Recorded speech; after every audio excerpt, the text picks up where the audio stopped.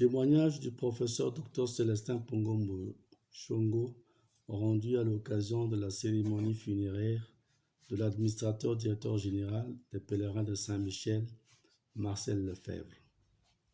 Chers membres de la famille éprouvée de Marcel Lefebvre, administrateur directeur général des pèlerins de Saint-Michel, Mesdames, Mesdemoiselles et Messieurs, en vos titres et qualités respectés. Comme il était de notre habitude, chaque semaine, à l'approche de grandes fêtes religieuses, ou chaque fois qu'il y avait un événement important dans le monde se rapportant à la lutte contre la pauvreté et les injustices sociales, nous en discutions avec Marcel. À l'occasion du début de cette nouvelle année, Marcel nous avait prodigué 2 messages de réconfort et de sympathie vis-à-vis des aléas de la vie et par rapport à la manière de surmonter quelques difficultés que nous venions de rencontrer à travers la caravane expérimentale transprovinciale dans le processus de déploiement des enseignements du crédit social en République démocratique du Congo en Afrique. Mais curieusement, ces messages audio semblaient avoir un contenu testamentaire. Aussi, la tonalité, le timbre et le souffle de sa voix étaient inhabituels. Ils insinuaient un état de santé embarrassant. Et quelques jours plus tard, l'irréparable est arrivé. Marcel est décédé. Nous avions connu notre ami et administrateur directeur général Marcel Lefebvre en mars 2016. Cette année-là, à l'occasion d'un séjour de transit à Montréal vers New York, nous nous sommes souvenus d'avoir reçu 3 années auparavant une documentation électronique relative au crédit social par le canal d'un collègue professeur.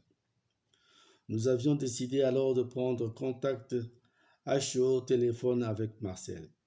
Et tout de suite, un rendez-vous avait été pris pour nous rencontrer le dernier dimanche de ce mois de mars, après 17h à la paroisse Saint-Gilbert à Montréal. Nous étions ponctuels au lieu du rendez-vous. Et tout de suite, dès la première entrevue, Marcel semblait nous reconnaître comme si nous étions amis de longue date déjà. Tout naturellement, l'ambiance de cette première rencontre était celle de grande confiance, de la sympathie et de l'accueil chaleureux en cette période hivernale. De là, nous avions cheminé ensemble vers Rougemont dans les heures qui suivaient et chemin faisant, Marcel nous a parlé du crédit social en long et en large. Notre brève visite à Rougemont avait été très opportune. Cependant, étant donné que nous étions en transit vers New York, notre avis favorable avait été accordé pour participer à la session d'avril du séminaire relatif à la démocratie économique qui s'organisait cette année-là en cette période. Avec le soutien de Marcel, nous venions donc participer à quelques sessions de formation des années suivantes et nos relations avec le pèlerin de Saint-Michel en général et Marcel en particulier progressaient en s'affermissant davantage. C'est d'ailleurs le cas pour la grande majorité des visiteurs qui arrivent à Rougemont ou qui ont eu la chance d'être mis au courant de la doctrine du crédit social. Notre témoignage portera sur ce que nous retenons de notre relation avec Marcel. Marcel fut un grand communicateur, un grand formateur, un grand leader. Son leadership s'est fait identifier à travers plusieurs styles notamment.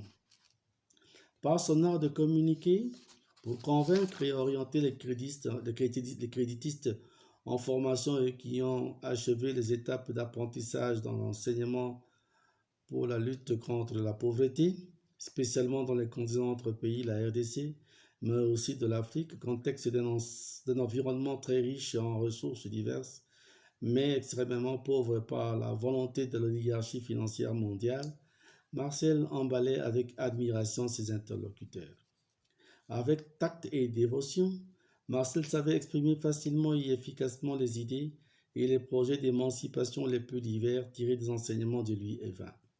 Il y consacrait du temps, mais alors beaucoup de temps, au partage d'informations indispensables, à une prise de conscience soutenue sur la nécessité de traduire notre engagement créditiste notre croissance multiforme dans la promotion de la démocratie économique telle que codifiée par Louis XX et ses successeurs. Grâce à cet art de communiquer, il était plus facile pour lui de persuader l'un ou l'autre des séminaristes afin de collaborer dans le sens du progrès à accomplir. Cet art de grand communicateur, de grand formateur, se traduisait auprès des séminaristes par le sens de l'écoute et du partage, leur permettant de s'exprimer clairement afin de s'éclairer de la manière la plus parfaite possible sur la doctrine du crédit social et les possibilités de son implémentation en milieu africain. Pour mieux s'imprégner des réalités africaines, Marcel Lefebvre a sillonné une bonne partie du continent afin de mieux comprendre la problématique de la pauvreté endémique et trouver les moyens de sensibilisation les mieux appropriés pour éveiller les Africains à la prise de conscience de la lutte à mener contre les injustices les plus diverses et la misère. Au cours de son périple africain, Marcel, comme ailleurs d'ailleurs, communiquait efficacement les enseignements de Louis XX.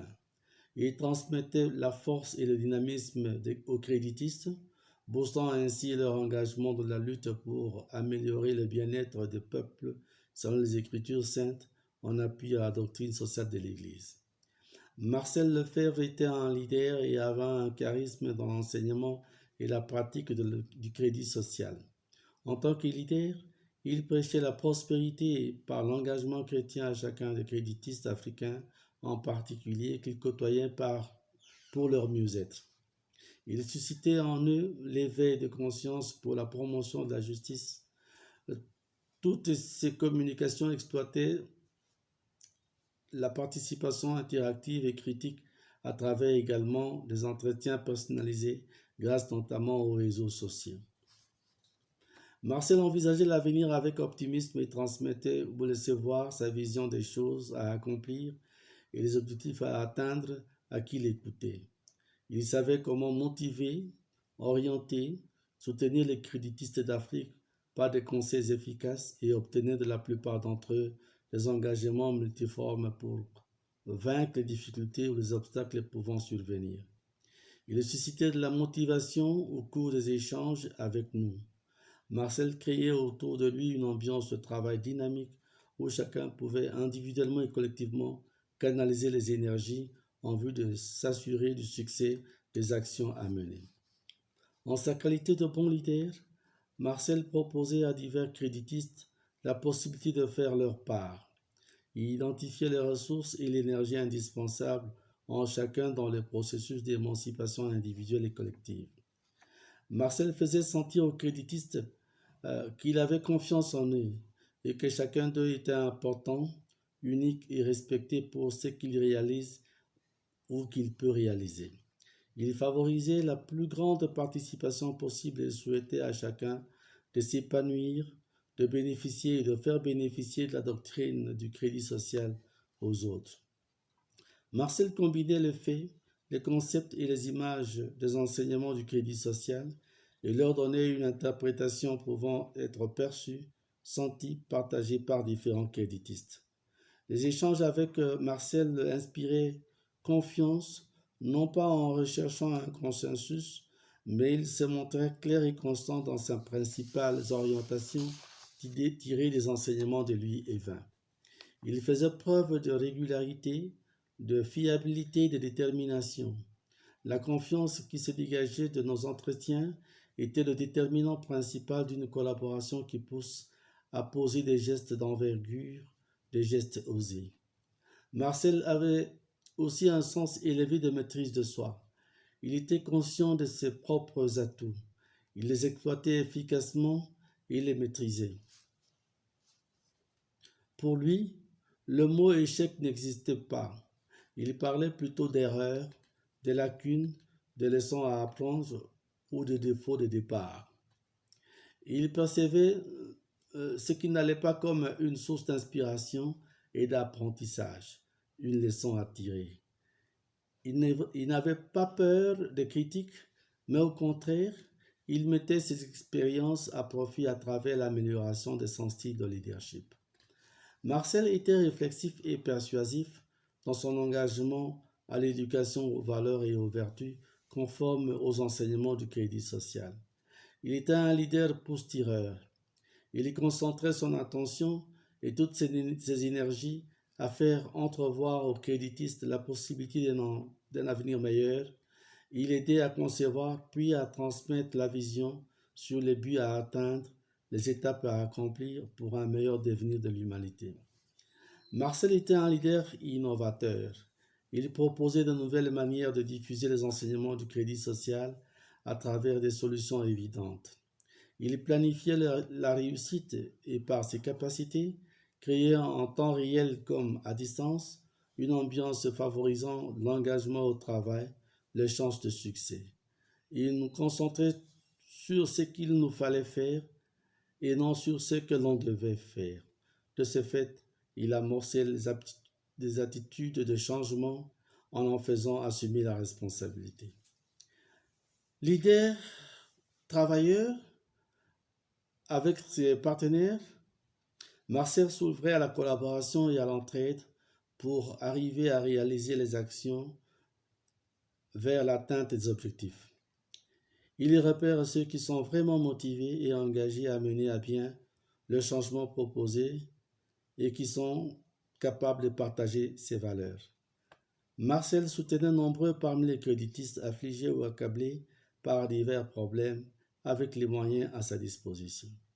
Marcel était un visionnaire qui envisageait un avenir radieux pour chacun des créditistes et l'humanité. Il avait le charisme d'un leader visionnaire tout fait, car un leader réussit à attirer les gens davantage pour l'engagement pratique dont il faisait preuve et auquel il conviait son entourage à participer. Cher Marcel, les grands hommes ne meurent jamais. Pour eux, la mort n'est pas un anéantissement, bien au contraire, elle donne un meilleur sens à la vie. La mort est une nécessité de la vie. Elle est dans la vie elle-même. Elle doit être vécue comme le point de départ d'une transformation, la transformation ultime vers un état de vie nouveau, meilleur et éternel. La mort des grandes personnes n'est en rien une mort. Elle leur donne une ouverture vers l'éternité existentielle à travers leurs œuvres réalisées.